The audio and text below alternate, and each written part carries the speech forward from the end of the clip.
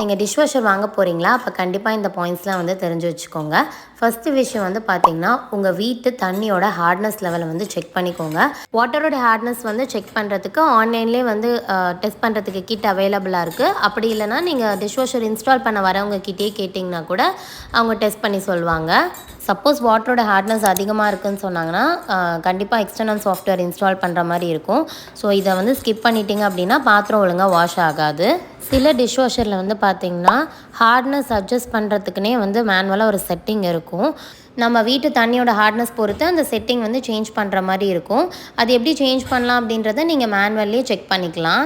Dish washer ப்ராப்பராக run ஆகிறதுக்கு detergent, salt, ரின்சைட் இது 3மே தேவைப்படும்.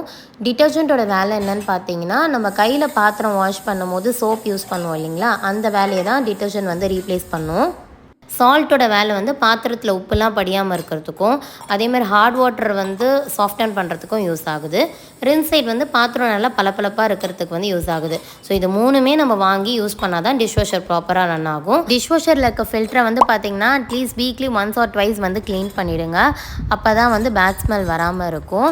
அதே மாதிரி டீஸ்கேலிங் வந்து பார்த்திங்கன்னா, நீங்கள் உங்கள் வாட்டரோட ஹார்ட்னஸ் அதிகமாக இருந்துச்சுன்னா மந்த்லி ஒன்ஸ் பண்ணிக்கோங்க. அப்படி இல்லைனா 3 months ஒன்ஸ் பண்ணிக்கிட்டாலே கரெக்டாக இருக்கும்.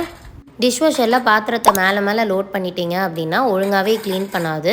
அதேமாதிரி லைட்டாக வந்து ஸ்க்ரப் பண்ணிவிட்டு போடுங்க. அப்போ தான் மிஷின் வந்து லாங் ரன்னில் நல்லா ஒர்க் ஆகும்.